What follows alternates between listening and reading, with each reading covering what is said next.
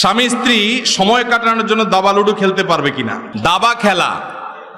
দাবা খেলা এটার ব্যাপারে হাদিসে পরিষ্কার নিষেধাজ্ঞা আছে। স্বামী খেলুক, স্ত্রী খেলুক, যেই খেলুক, সবার জন্য নিষেধাজ্ঞা সমানভাবে, এটা জায়েজ নাই।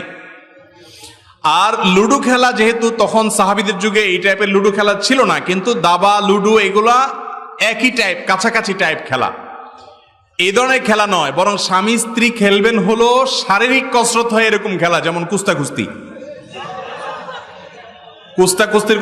কথা বললাম, কুস্তি না, মানে শারীরিক ব্যায়াম হয় সেরকম খেলা।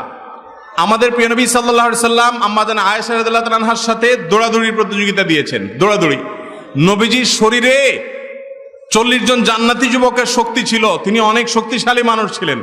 আয়েশা রাদিয়াল্লাহু তাআলা আনহা বয়সও ছোট, আবার মেয়ে মানুষ, আবার খুব হ্যাংলা পাতলা ছিলেন।